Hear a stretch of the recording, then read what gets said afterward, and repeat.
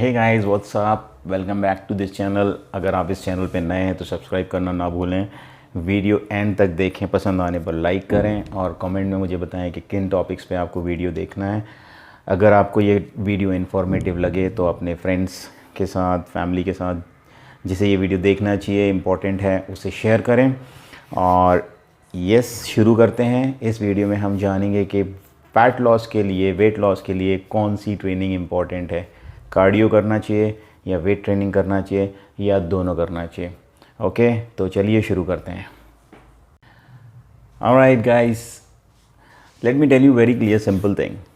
अगर आपको fat loss करना है तो सबसे ज़्यादा इम्पॉर्टेंट चीज़ है न्यूट्रिशन फॉलो करना है। करेक्ट न्यूट्रिशन होना चाहिए। अगर आप प्रॉपर खाना नहीं खा रहे हैं तो आप जिम में कितना भी एक्सरसाइज कर लें, जिम में कितना भी कार्डियो कर लें, आपका वेट लॉस नहीं होने वाला। देख लीजिए, इन वीडियोस में लोग मेहनत कर रहे हैं, लगे हुए हैं, लेकिन कोई फ़ायदा नहीं है। बिकॉज एट दी एंड आपने सुना भी होगा कि एब्स किचन में बनते हैं। कैसे बनते हैं एब्स किचन में? क्योंकि आप वहाँ पे सही खाते हो तो आपका जो बेली फैट होता है वो कटता है, मतलब ख़त्म होता है, वो हटता है, तब एब्स दिखते हैं। एब्स आ गए हैं, सबको एब्स आ जाते हैं, पेट के अंदर भी एब्स होते हैं। तो important is nutrition which you must follow अगर आपको फ़ैट लॉस या वेट लॉस करना है। पॉइंट नंबर 2, फिर आप कहेंगे कि वेट ट्रेनिंग क्यों करते हैं, वेट ट्रेनिंग कार्डियो क्यों करते हैं। वेट ट्रेनिंग और कार्डियो के अपने फ़ायदे हैं।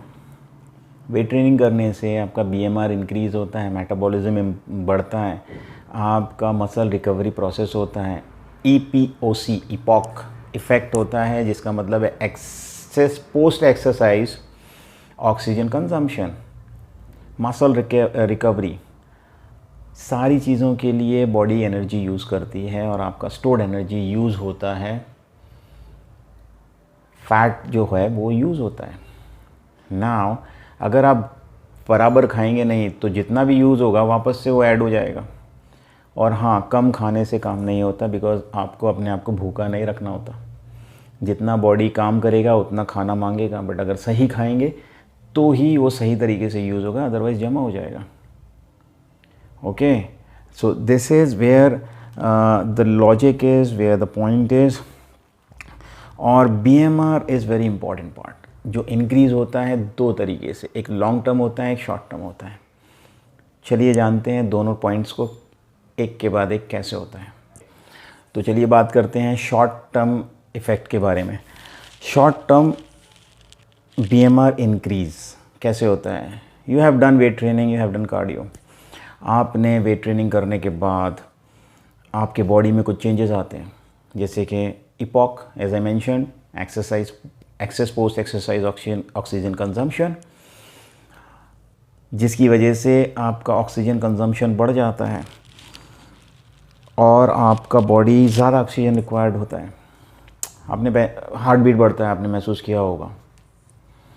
उसके अलावा there is increase in BMR, metabolic rate, heart rate, body temperature, blood pressure, ये सारी चीज़ें बढ़ती हैं। ये सारी चीज़ें बढ़ती हैं क्योंकि आप प्रॉपर एक्सरसाइज करते हो। करेक्ट। अपार्ट फ्रॉम दिस, जब रेस्ट करते हैं हम लोग, एक्सरसाइज में माइक्रो ट्रॉमा हुआ, डैमेज हुआ, जिसको कैटाबॉलिज्म भी कहते हैं, वो डैमेज हुआ। अब आप रेस्ट कर रहे हैं, रेस्ट भी इम्पॉर्टेंट है। आपने सही न्यूट्रिशन फॉलो किया, उसके बाद जब रेस्ट कर रहे हैं आप, बॉडी में ब्लड सर्कुलेशन इम्प्रूव हो जाता है। बॉडी में जो मसल डैमेज हुए हैं उनका रिपेयर वर्क स्टार्ट हो जाता है, for which body need calorie. तो जो स्टोर्ड फैट है, that is a kind of calorie, that is a type of calorie जो बॉडी यूज़ करना शुरू करता है। Having said that, training is not important for fat loss, लेकिन training is a part of fat loss journey. तो training भी ज़रूरी है और न्यूट्रिशन भी ज़रूरी है। Now EPOC has 2 factors, 2 factor होते हैं ईपॉक के। एक, the area, surface area of damage done, मतलब कि कितना ज़्यादा मसल ब्रेक डाउन हुआ है। जितना ज़्यादा मसल ब्रेक डाउन होगा उतना ज़्यादा ईपॉक होगा, उतना ज़्यादा कैलोरी यूज्ड होगा।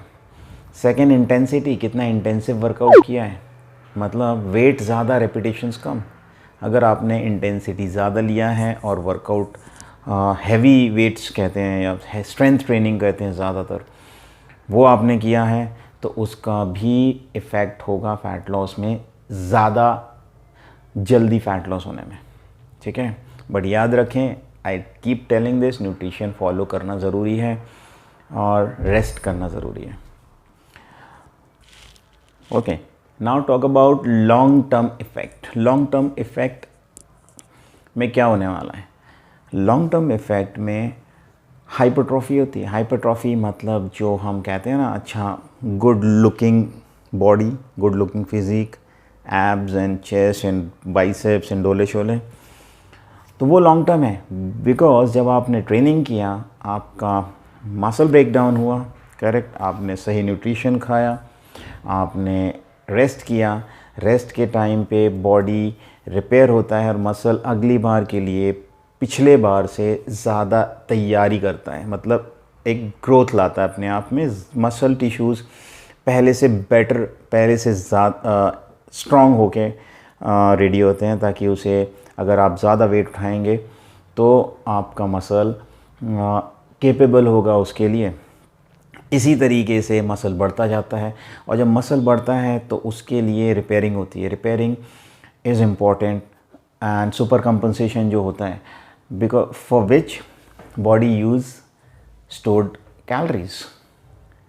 बट हमेशा याद रखें कि अगर आप सोचते हैं कि मैं कम खाऊं और मेरा स्टोर्ड फैट यूज़ हो, तो वो गलत है, क्योंकि कम खाना इज़ नॉट इम्पॉर्टेंट, सही खाना इज़ इम्पॉर्टेंट, और बॉडी को उतना देना ज़रूरी है जितना वो काम कर रहा है।